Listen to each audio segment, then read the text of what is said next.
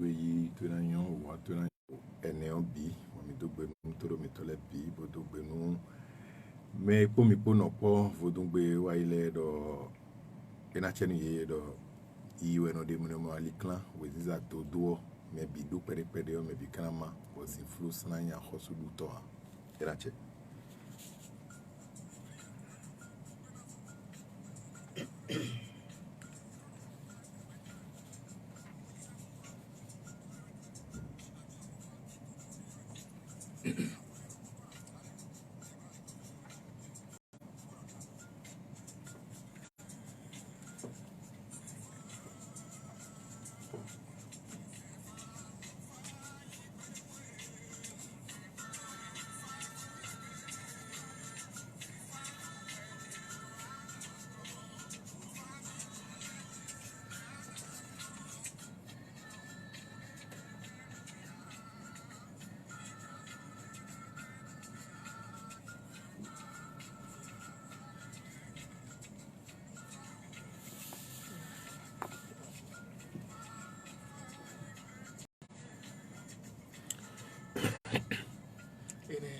Merci.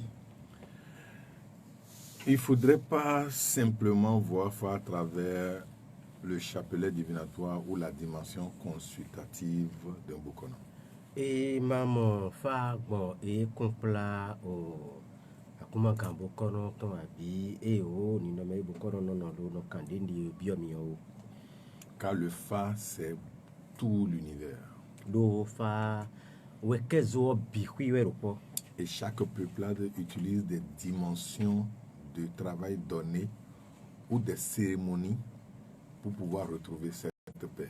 Bon akota do keye me bi kwiwe no zan akpade do mo fifa mon koton ide me.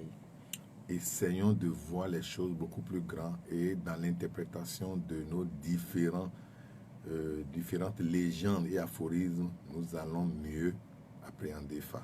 Mido na mon kun jen lewa mido na tempo lo na to gan lo mon kun je ogbon un teme e complan mon koton da yimi tole ji o wedun bon ai haten teme dede ali dede ji.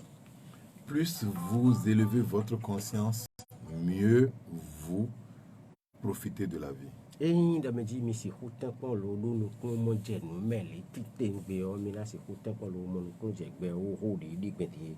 Car ce que nous émettons nous revient toujours. Do no eyin no bo mi no do no ene no nu mi tan. Vous ne pouvez pas fuir votre créativité. No e ko inu bo mi he mi na do le mi si hona gbede ya. Votre créativité, c'est vous. Mi de soin no di do mon koton di so. Et l'âme la plus secrète pour créer votre vie, c'est vos pensées. Lobo nou e kana inu te ngbejubo nu mi si tile do o honglonde ou webo de suna mi de suno leo. Wana dak bebe ton di sou leo en leni mi de suno ton. Mais comment élever ses pensées si on ne regarde pas au-dedans de soi? Bon, ne mi ka se ku ten ko mon klumo je nu mon koton ene khodo mi de yo. Mi do nu klumo je nu me kitengbe ni ma bio me de sou leo I gongon me le bo kam bio me de ya. Un grand philosophe dit, celui qui regarde dehors rêve, mais celui qui regarde dedans s'accomplit. Nous to da ho do potin lo do me ji me in kokon lo kon zole yo e yo e do dro kwe lo me ka kon e de mele tan ni to no me ji nu le bien oui wa. Je vous le dis en vérité, la vie n'est pas seulement au dehors, la vraie vie c'est au dedans. Mado gburu mi bekale nu gbo na don mi yo gbejo gbe de su titengbe yin do me ji zodon de ya mi de su no mewe ide. Nous allons utiliser le dehors pour mieux construire le dedans. Mina zan e ro hanken don yi bo na si ku tenpon lo gba e gogomen mi de su. Nous avons besoin des choses du dehors, mais nous avons surtout besoin de notre intérieur pour retrouver notre jardin perdu. Nous bois mi do rodo nous ero sodon ton lo mi karo rodo e nous bodo mi de su no me tite ngbe ton lo na si ku tenpon lo bo e nji pa lo ko va te mi de me mi la levo je. Accomplissons-nous par nos rencontres, par notre amour pour les autres et surtout par notre don aux autres. Mina si ku tenpon lo bo nous mi to mi na blo bo na inu jon bo mi de su no na tin budu le ton le yo ndo me ji wanyi do nonozomo nozobo do me kasi hublo le bi fu be compla wanyi le yo iwe yin mon koton. Malheureusement, nous faisons des erreurs, nous continuons de faire des erreurs et nous n'apprenons rien de celles-ci. No yin bo bla ko yin me ji mi fombro no wa gbo bo ndide o mi no si ko ten kon lo no plan do no wa gbo yin ele me lo na si ko ten kon lo le jiro mi de do nde si don be yon kanji bo fi fa tin no me yo. Ce n'est pas moi de vous le dire, mais c'est Fa Begouda qui est prêt à vous le dire. Eyin de sou me tin we na na mi mo je me mon koton lo fa Begouda we na na mi mo je be da pa mon koton pe. Vous allez l'écouter attentivement. Mina do to chidi. Pour une minute de patience, les enfants du vieux chasseur ont disputé les eaux du sage Agouti. Et donc, nous concluons de pousser sur l'oison. Bon, d'un temps à Wissou, si ville, y c'est wa horundo, hogblio sin ohukon. Alors qu'un homme nettoyait sa nouvelle voiture, son fils de 4 ans ramassa un caillou et fit des graffitis sur le côté de la voiture. Ene do sunu jonjo jadewe do montoton yoyo kolowe.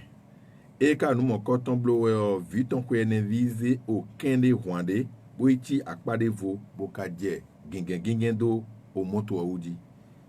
Dans un essai de colère, sans même regarder ce que représentaient les graffitis, l'homme prit la main de son fils et la frappa plusieurs fois sans se rendre compte qu'il frappait avec une clé à molette. Bon, homesinde ze tawe tole nkoton bon ewuli alo vi mon koton ton bo je hihoji e so ton do no e do alo mi ton bi do vi o na we o chavi gongon we no do ton monto da hosin afona iwe. À l'hôpital, le garçon perdit tous ses doigts à cause des multiples fractures dont il était victime. Bon, fio et to quand vous êtes toto koyo, toto les quand on y a d'ici, et quand on y a million, et quand on y nous con, et quand on y goudo, fio alors vite on les bio, vivons nous bien et ça c'est mon zan qu'on bédo béton. Quand le garçon vit son père tout triste à cause de sa blessure, il demanda. When the villain coton a mon toton bédo à l'OM, do nous wa emi outuo, allo we mi blio outuo, vio cambio toton bodo. Papa, quand est-ce que mes doigts vont repousser? Toche dagragwe, donumi, wetenwe alovichi lole na levo jonumi. L'homme fut très secoué par la question et resta sans voix. Bon, dawe miton agbaza mesrofuni, etungbe na inu hogbe mon coton a bono a boeme. Il repartit vers sa voiture et la cogna plusieurs fois. Il est koso i monto ton dagragwe okon, o zindo monto azongege. Dépité par ses propres actions, il s'assit en face de la voiture. Bon, e zindo kaka boy de so amodo, nou dien ko wak boy, e kale zindo bo, akbon le ak pe e dijan bo je monto akmondi. Alors, il vit ce que son fils avait gribouillé sur sa voiture et lut. We ne nou a iton amon nou, bon nou e vio onlando, nou e vio gingindo monto wo, e we nou onlande bo, e nou hagwe. Je t'aime, papa. Nou e vio gingindo monto wo bo, wa hen alo bo nou e de yo, e we toche yin wan nou e trala. Le jour suivant, il se suicida. Bazan e je finion gudo, ta we den koton e do kanko bo wede. La colère et l'amour n'ont pas de limite. Homesin bodo wanyin po yedo podo a. Choisis toujours le dernier pour avoir une belle et meilleure vie. Te kon boze wanyin eneon bemenanyon dekpe bo vivi bo fanwe. Les choses sont créées pour être utilisées et les hommes pour être aimés. Nou e gbeme file e da e bonu betole na zan, lo betole kado mekpa bonu eni do yin wanu yewe. Mais le problème dans le monde d'aujourd'hui est que les hommes sont utilisés et les choses sont aimées. Nou e kado dije do gbeme dion wa ino jire betole wa inu zinzanu betole bon nous mettons les wine nous et on a nous billet. Je crois très bien que tous vous avez beaucoup appris de cette leçon. Dido dokpo mitan e docteur mieux et remettian mi nous un keke do hiha elome. Et que nous n'avons pas besoin de longs commentaires pour que vous puissiez véritablement saisir le sens profond de ce message de Gbegouda. Bon nous y mi do le nkaton me esai nu bo mi ale le hogli o di rocho mi na ton hodo e o hiha. On disputait les eaux du sage Agouti. Oh, faro dido do benji no ku ku do po maso do sin suru le zo vien vilo inter to mon coton iteleo et 12 ngidi bo khondo khu khogli ton do po ge no le. Vous savez pourquoi le Fa dit ça? Mi ka ton no tu fa ka do mo. Il n'est pas facile de tuer le vieux Agouti. Do no we zo me do mo yo e fa we tu do benji si wa khogli mon coton. Si vous n'êtes pas suffisamment patient en tant que chasseur, vous ne pouvez pas tuer le vieux Agouti dans la forêt, tellement il est intelligent. Ni mi ma do taka kitengbe ton lo ro kuku de sou kitengbe ton jefi.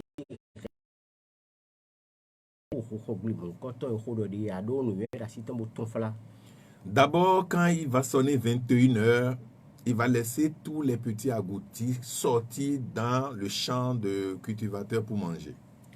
Beti bi besa o indo beji ho kan tenele kudo eyin ofi pevi bolele dele bi hui kodo eyin hovile bi hui kwayo ye no fi na dio mo jo ijele bi hui do we no yi eyin glemeri le to me bo we no zon bo pe an to le no to do beji ah kan le fi. Sinon, c'est la nuit comment le chasseur peut voir un animal.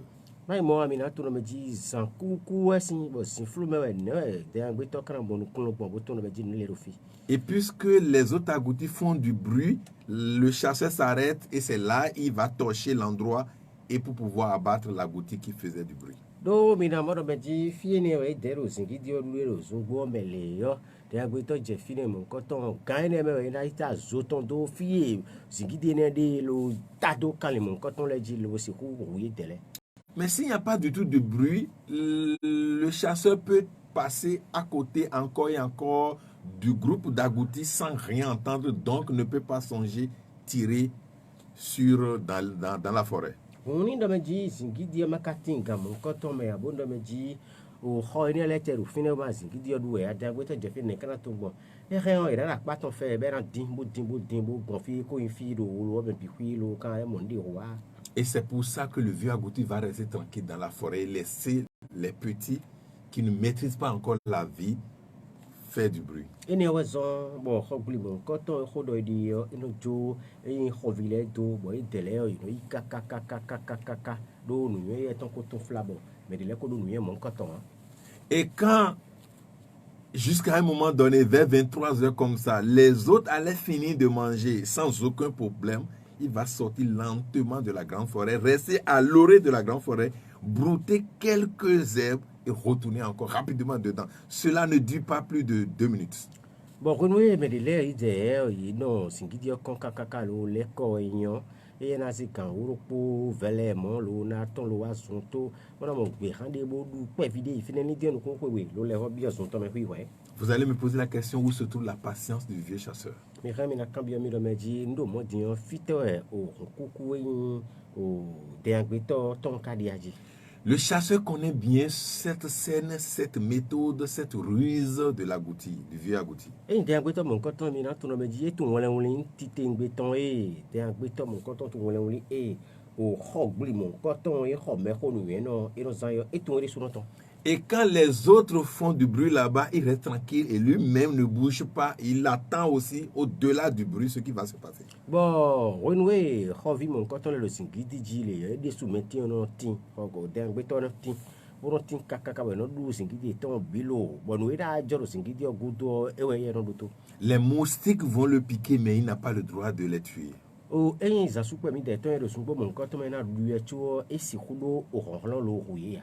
Des insectes ou des serpents peuvent passer devant lui, mais il ne va pas bouger parce qu'il sait que tout à l'heure, quelque chose va se passer. Eyin o san supe mi ton ya no vilo gbe mi de ton ya imen mi de ton le bi hui si dingbo nu kon ton bera mi mo le choki lo esi dɔ me dzi bina ho ye aɖo tɔ me dzi ye dele digodo bo dɔ me dzi nu bina to ndi na dzɔ tanana.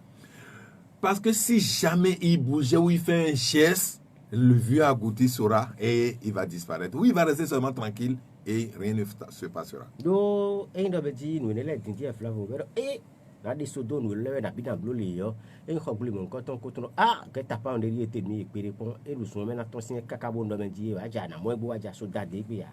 Et donc, de patience à patience, lorsque les autres allaient finir, le grand agouti va sortir légèrement, faisant quelques bruits. Et c'est ça que le chasseur doit identifier. Na do hon ku ekperi kaka le yo o me le before gran ne me e xɔ gbli mi tɔ ye na tɔ e ka tɔ zingiri tɔ kpɔ na su ya zingiri ma ka su kpɔ a tui kpe he na du ye ne we e yin tɛ tɔ mi tɔ he na he wo bo e nya lo tɔ lo. Et quelques secondes suffit pour que l'intelligent et le patient chasseur tue l'agouti. Le bon nuit pe vide ko do ku pe vide par raison le bon e o xɔ gbli me kɔtɔ e he ya dani. Maintenant, c'est quand il est mort et que travailler que les enfants du vieux chasseur vont discuter des os. Donne-moi, non, c'est pour moi, c'est ceci, cela. Ils n'ont pas imaginé toute la patience du chasseur dans la forêt. Bon, renouer ou non, quand on a fait le nom de Dieu, car pour moi, il a dit no damno wanton. Renouer wanton, il est faut yanton à gué ou alors, il a dit qu'il ton bougifi. Il est gars, ou mon coton, on avait dit, il est ton. Oh, on coucou et ton, et so, on lui so cacao, tu vois, au calme, mon coton, ou est des mots donner des bois. Et si au-delà de tout ce que vous vivez, vous arrivez à garder un peu la patience. Bon, un homme dit, mais c'est mon coton, n'est pas une tente, mais John les bifipo. Nous, mon coton, le nom de le poison, mais à l'idée, nous, mais capon, les bifipo, car les hommes dit, on coucou, les dons, gona, n'est caramblo. Et si vous arrivez à écouter sans écouter, voir sans voir, entendre sans entendre, tout ça là, maîtriser un peu vos sens et attendre un peu ce qui va venir. Un bon homme dit, Mika no se, vocablo me masea, mi no mo, macablo me no mo, boca in the me dit, I have query, goran, booting which book, we can a cool about it, now take one, we can't judge de canati bonmi. Imaginez que votre vie était un feuilleton. Mais so, bezan mi tombo diledo vlavo, ou flou mi ton yo coin do, mi ton de boto de win of blonele ou flavo. Et toute la pauvreté, toutes les douleurs, toutes les difficultés, les épreuves que vous vivez aujourd'hui, leur futur vous met dans la place d'un roi. Bon, Vlavo, vraiment, midi, teme, ne le bihui, ya ji, midi, ne le bihui, hobi, pour nous, rame, teme, le bihui, pour. Do, soy, jawe, bihui, et so, ne le bihui, bo, giledo, mina, nota, des syntèmes, wing, kanda, ho, des syntèmes. Et si après cet épisode, l'épisode qui doit suivre doit être épisode de fraîcheur, de joie, de gloire et de gaieté pour vous. Bon, teme, ne le bihui, mina, mon, bo, ganji, na voton o so gudu ijawe na in bo mina in fifa moto tite beton che po gampo nu na je gudu le bikui na in mon coton e kalo. Dans les larmes, lorsqu'on va vous défiler votre feuilleton de vie et que vous allez voir qu'à la fin, ce n'est que de bonnes choses encore et encore qui se suivent, et les larmes que vous couliez, vous allez enlever ça en même temps. Bon, renouer Vlavo et na so nous mon coton ya au coin tout temps et na khami tite beton bo mina la fumer les ou fremer les faut si ça mais les bon faut si ça mon coton bikui po do vie ya mi de po bikui et na voto dagbe ne les syntèmes bo na khami les do vie ya mi de ou vraiment mi de nous le bio vivons ton analé yo ndi do me di trop lo mi na le tempo le sous d'assiner. Vous faites tous comme ce jeune monsieur qui venait d'acheter sa belle voiture.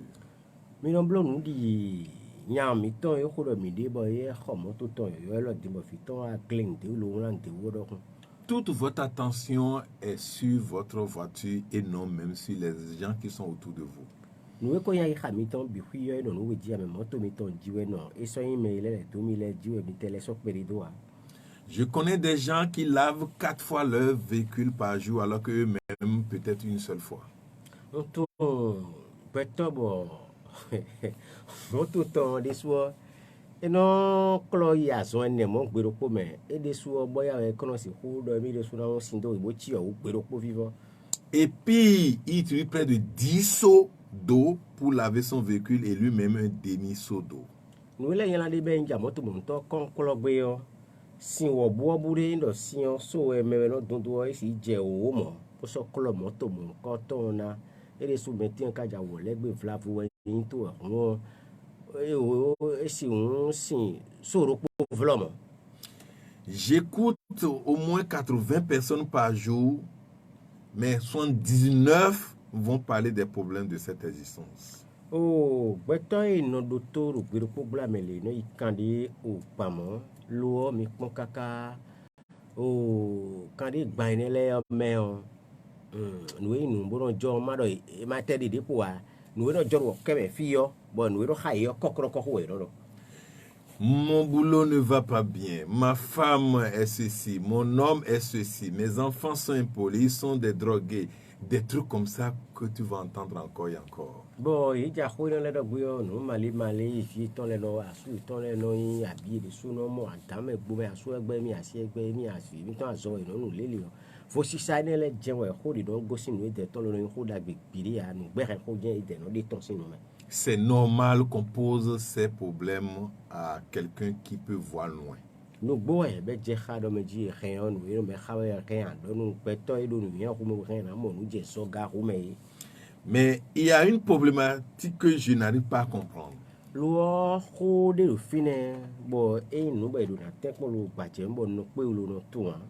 Il est rare que tu entends « j'ai du mal à aimer les autres ».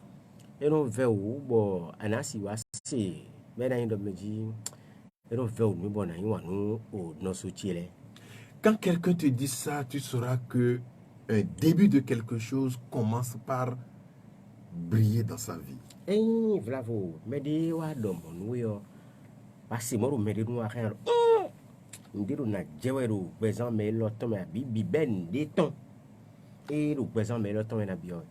Ou tu entends tout simplement les gens ne m'aiment pas. Mais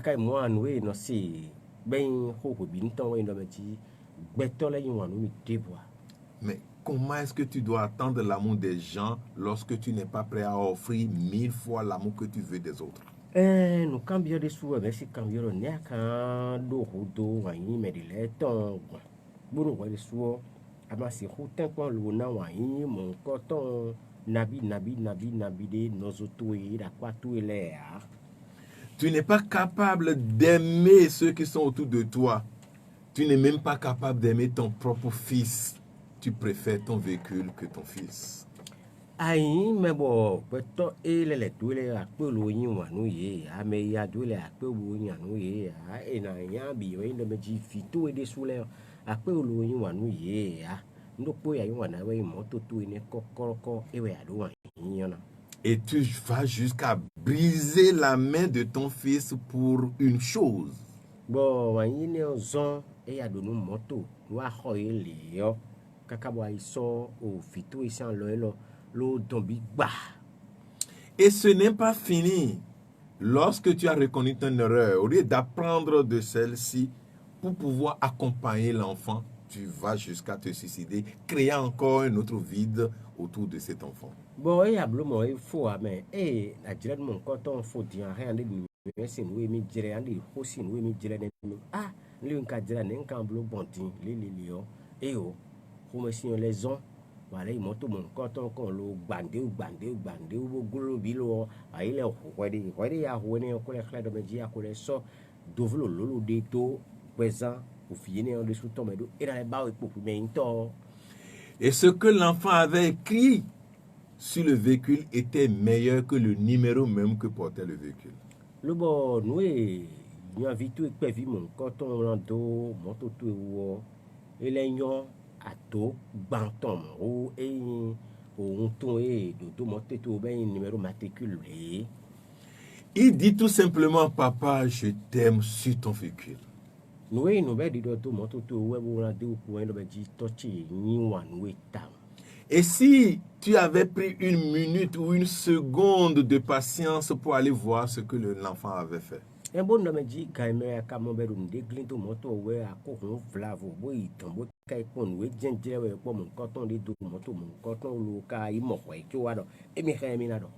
Jusqu'aujourd'hui, tu ne vas pas songer effacer ce que l'enfant a écrit. anado lié na zon bonado e susu mon coton si moto mon coton ou mi péria. Je dis ça parce que cette année, vous devez prendre suffisamment soin des enfants. Ndo mo don mi we do teo mi na tono ji hwe lo me bi ogbe mi ja mi do na wuli bonu vile de sou teo ile wi ton de je khagbe.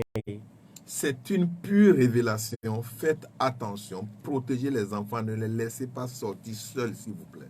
Nous desouti tengbe ton yin ba yin nu bo yesin sen do wen mi sin do de don mi wende. Bo yin e on danu ami do na te pon bo wuli bonu vile ti tengbe ton yi ton ya e wa e ton fi ko na bon le bi kwa e khami ton do na do yo.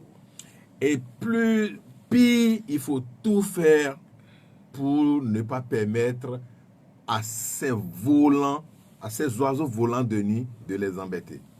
Bon, nous, minale, puis nous cours, titengwe, ouais, de menji, minaï, mais bon, tout sincolo, bio, colo, naï, clon, titengwe, ton, yime, le boy, il dénonce, santo, nous cours, à ces audiens, nous dit, na do, ala, nous vile, ou na do, ala, nous betole, ou mina, on les vile, quand la loï, de les tombe.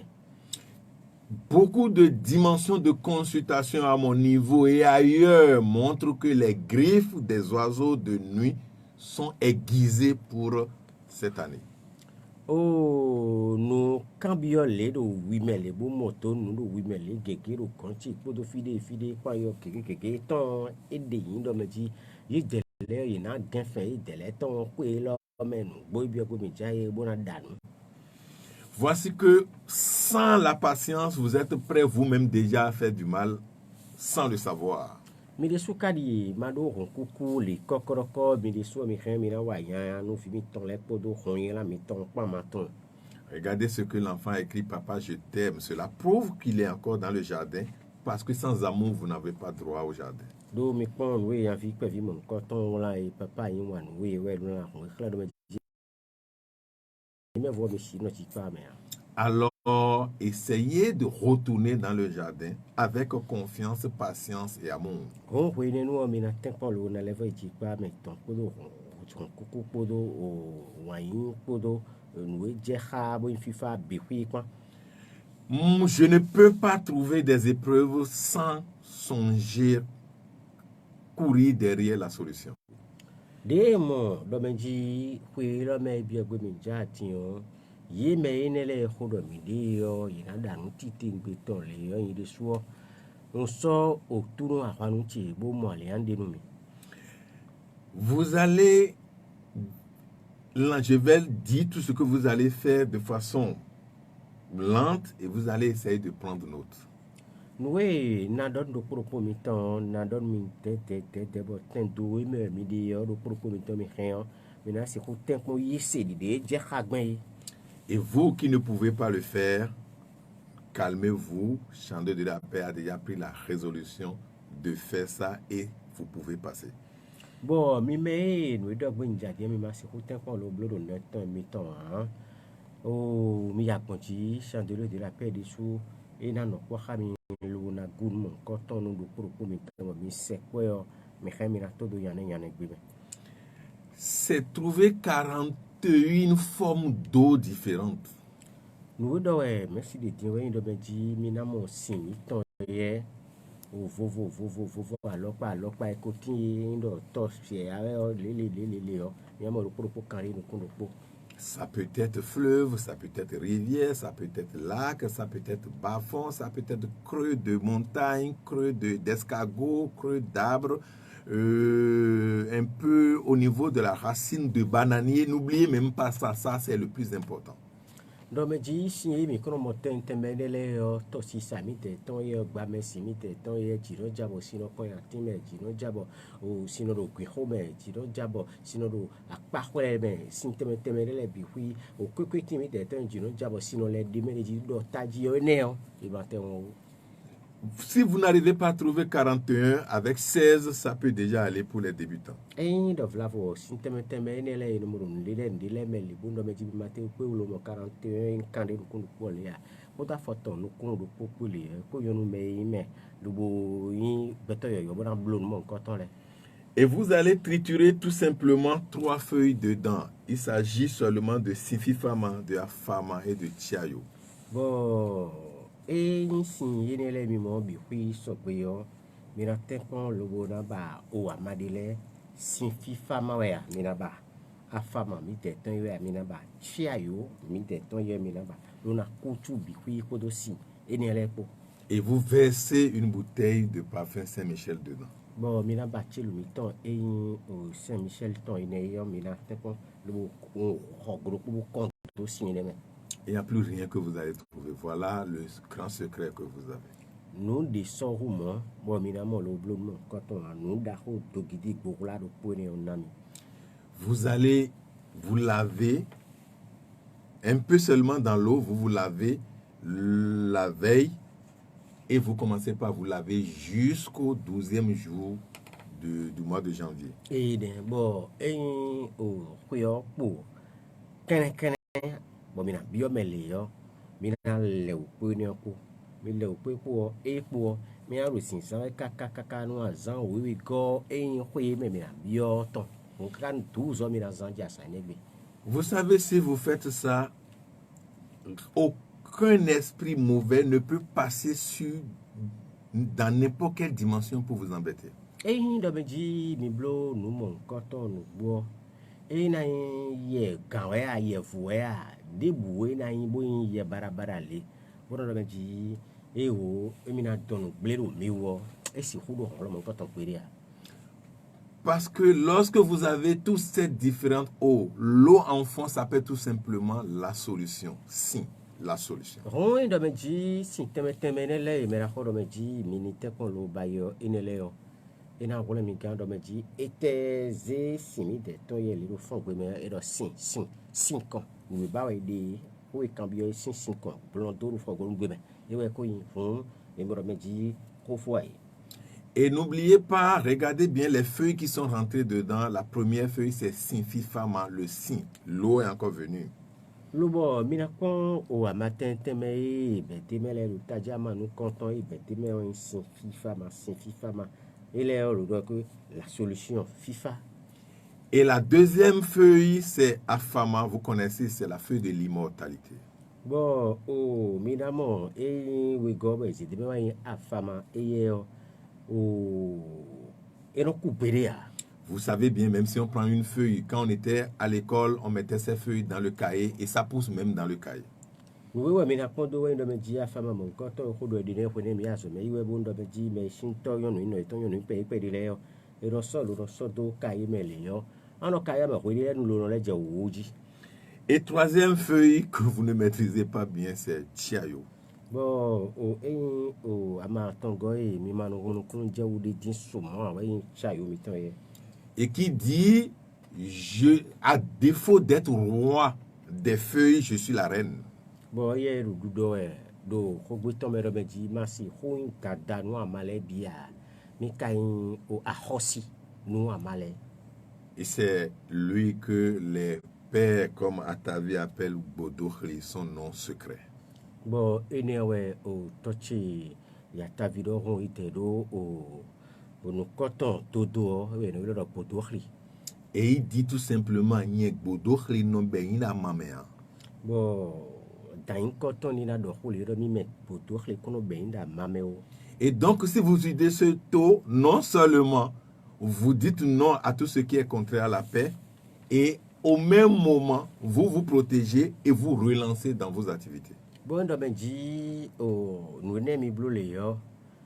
Mina toro meji FIFA mi bado o mi de me. Bon, nous mana kwanta, nous na yin kwanta FIFA bi yo. Mi le dozo, nous na kwanta mi de so. Mais les deux ont oui, bon, oui, mi tombe, mi na blolé, puis oui, mi bio, il peut tout tailler, mais bon, biblo. Bien sûr que Chanté de la Paix a réussi déjà à faire ces taux avec 41 eaux. Mais je vous dis que vous, déjà à votre niveau, 16 suffisent. Nous pouvons Chanté de la Paix, coco, quand caca, le mon signe, rien, la quitte candide, au coup, pour le double, quand on a. Ah bon, mais ma pe ulo si humo kandido kuno pole encore mi do meji a photo no kuno pole yo mi remi na ziblona mi remi na hapo kanto kodo ama enele ndodmi kwa. On n'avait pas dit tout ceci à la conférence parce qu'on avait envoyé des gens au nord nous chercher des eaux, des creux, des sources et ils n'étaient pas venus avant la conférence. mi ma pe wo bo do ne bi do kple mi blo wa yi do fungbe wa yi me a itewe mi segbeto do o totali gbiton bora si hutemo wo sin teme ne le bi lo beto bro mo koton pe wo wa ko mi blo o yin kple gengen mo koton ho ne mi kan do hoton bonne zo ma do hoton. S'il y a des gens qui n'ont pas la possibilité de le faire ou vont manquer de temps pour retrouver ces ingrédients, qu'ils se joignent à nous au Chant de la Paix. Et voilà, faut peut-être de mi me bro ho ni koton si wo bo yi jere yi si pe wo sin teme ne ho do mi de blo kwa lo de la ton ko le yo. Mais ni wa mi ko do Chant de la Paix mi a tout hay. Nous sommes allés loin en travaillant une cendre particulière pour dire tous vos passés devenus la cendre. Mais ho kan ti tengbe ton bo banundo so gaga ti tengbe boro di do mi do meji e ko yin o nu mi ko wa la ile bi kuyo nu le bi kuyo ira jafin. Et donc nous avons cette poudre aussi au Chant de la Paix. Bon, mais le ho kan ton bo o afimo koton mi do Chant de la Paix. Et vous allez constater que nous avons, le dimanche passé, fait une oraison des salabandes et des zigones, les seigneurs du feu. Ça ne se fait pas tout le temps. Ceux qui ont enregistré, s'il vous plaît, ne les lisez pas chez vous. Le bon, mina moro me dit, mi hokan, bon, ndele timbo mi bloro, et imple gengen mon, quand on be compla gosu et ne laissin, yawi bo mi teme. Nous voyons bon, ils ont bloro bi kwe nous, na biya do pour mi ton et vlavo. Mi mon quand on do candile do me dit, mi kenklen, mi ma haru mi de suno gon. Vous pouvez peut-être lire ceux qui ont enregistré l'oraison des ondines et des sirènes, c'est-à-dire les seigneurs des eaux. Misi hu mi me e compla e do hosu do sin jile yo misi hu haine. Les seigneurs, l'oraison de la terre, vous pouvez chanter, mais les deux premières oraisons, ne chantez jamais à la maison. Sinon, si vous chantez l'oraison de l'air, votre vie va connaître une instabilité terrible. Bon, nous comprenons que nous avons mis la haine, à mort, oui, nous comptons les, et nous avons eu à, nous allons pédéo, mais moi, des gens qui vont voir le nom, les blancs, ils vont voir, bon, tant de repos, mais maintenant, nous y sommes, nous comptons, et nous présentons. Donc, faites attention, ceux qui demandent, envoyez-moi ces prières, ces oraisons, nous ne pouvons pas le faire. Et vous qui avez enregistré, faites attention à celle du feu et celle de l'air, s'il vous plaît. Homi me lo bodo menji ni se do mi bodo mi de sumina mo lo na no zan ku bio mi si humo lo mi kenklen mi me ni me lo bo mi de mi do kanji do tajio e compla joran ton pour do mi on ton kwa yo mi no zona titing beton. Nous avons pu faire pour le feu sur des bougies que vous pouvez avoir au Chant de la Paix, juste en allumant la bougie, parce que ce n'est pas facile de maîtriser le feu, raison pour laquelle c'est sur la bougie et vous pouvez quand même utiliser pour vos prières. Mi me do ne ba flavo mi na tro menji souci a pa hui mi ole koton lo ne mi ko blo dai be ko o vela mi de ton di le me bo mi khen mi na wa bo vela mo koton mi na moi bo na talo do haye we di dia mo o so ko do de yo mi si hu tempo bo e o no dai yo mi si hu khambi wa. Et la bougie aussi, ce n'est que le 31 nuit qu'il faut utiliser. Et si on n'arrive pas à le faire, il ne faut plus le faire aussi. Lobo, un vela hodo mi dio, mi na tono meji, un sosin, banukondo kogo, gwi kokoroko jo, e si kote ko lo talo, haye go meto e bai di deji, e zaza, e ne gwi wo, e do te bo hori fo. Et pour la cendre, c'est les 12 premiers jours de l'année aussi qu'il faut utiliser. Dépasser ce jour, n'utilisez plus ça aussi. Le boy couple la fin ko do di boy ho kanton chandelier de la paix bo bi mi wa bana mo mi na tun yero meji azanu konton we le e do so e be yo na bi wa e kokoroko e we zanu mo konton. Si vous arrivez à le faire, je vous le dis, tout ce qui est contraire à la paix, à la bonté, à la joie, à la générosité, à la bonté, deviendra de la cendre. Et ni pe lo blo no mo koton we na no lo kwanta in fifa o ko benyo no kuko atije liyo bi huyo no le bi huyo ina nya fin lo comme ça. Mon grand-père disait les pensées des ennemis, les actions des ennemis, les comportements des ennemis, tous deviendront de la cendre. Bon, o tagboti nodo lini o kento le ton. Mama gbemegbo le ton. La kano le ton bihuyo, lini te ton bihuyo ni afi. Et si je dois la voir mot sur mot, il disait Yemando lilintia bina kuda fin drome. Bonu de me akọ no do gbon bihuyo na do mo wo zon ko ton di yo. Eno do ye ma do le mi de su no ton le de yo ye ne le bihuyo ina kuda fin blame. Et vous qui avez fait des différents choix, ne vous en faites pas. Par exemple, le coublet, tout le monde peut l'avoir parce que c'est venu en quantité. Bon, mi me ka ime bo mi wa o pli mon coton flavo bo e o coublet mi ko ene no do afi mon coton fasini ma di mi o wo bo bouton couleur au chandelier de la paix finedi. La main de Christ, c'est en quantité aussi. Seul le collier du fa, il n'y en a pas beaucoup. O e me de Christ o resuo e do hanya son ton eli ndo po e ma so so po dinde ayo we collier du fa bo in photo si po jento fi din mo me si le sous do amen on de mi o gba oye fragi.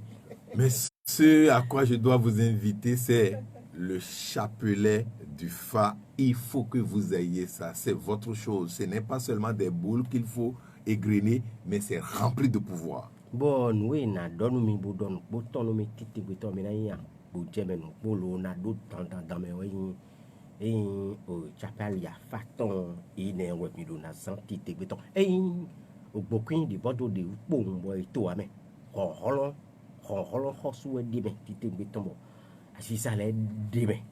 Le nombre de grains était calculé et numérologiquement aimait son pouvoir. Lobo bokin do po di me no ki ka yin lobo untun no ki ka do po do ije bi huyo ite do hon ton lo no na no mon koton lo no na me rien na sai.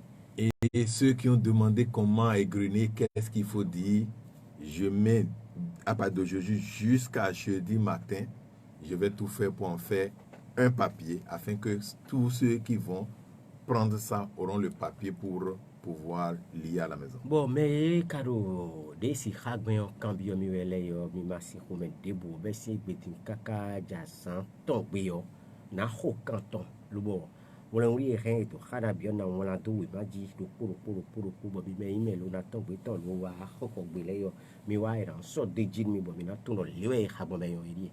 Je vous ai dit, ce n'est pas un acquis de Maître Bobo, c'est un acquis du Fa et tous les Bokonos détiennent cette connaissance. Ndo no be yin do meji met bubu suwe dia siza mon koton ton no ye mon koton ton boy we blo wa siza mon koton ko do hon de jile ko faton e kokoroko we we do hon mon koton de ji bo bu kono debu e ko mbo kono no bo joro do ji bi huyo imi ko mi he mi na mo rien ina sanmi. Je salue Fa chez Bokono Etizin et sur Bokono Dadjissa.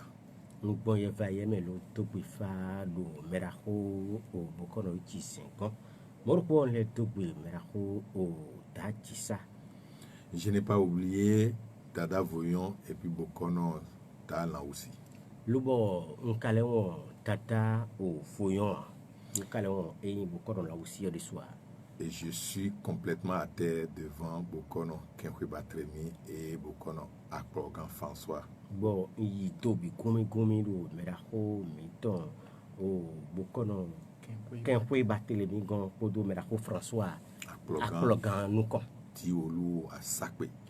Meraho atan koton Olu Asakwe we no le do. C'est lui qui est le chef suprême de l'église du Fa du Bénin. Fi beno do fa khodi ben o mamisa faton e wen kan da ho fini. Je ne peux oublier le grand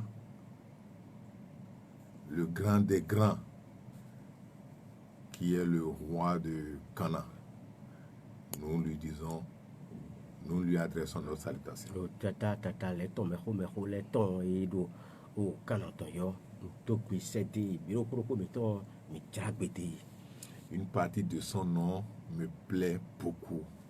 Parfois, quand il y a des détenus, et si il y a des gens Je parle de Dada Langanfin, dont une partie du nom dit Alouli Nububa Digmanoho Chassisi. C'est un grand. on Dada Langanfin, Jirak Beto, et Midibo, et Coton, parfois, du coup, et il a tombé, et donc, Alouli Nububa. Digmanoho Chassisi. A Digmanoho Chassisi. Et vous faites même, et vous aussi ça, mais donc, il dit, Paix profonde à vous et essayez de vous lever, ne dormez pas sur vos lauriers.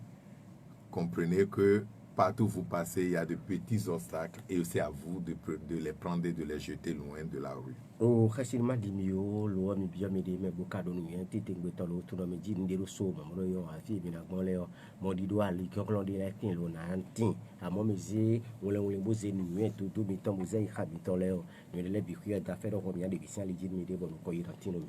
Avec le cœur bourré d'amour, je vous aime. Oh, kodo wani ting bi ju wani e pe ba ton kwa yo on solo to yo ando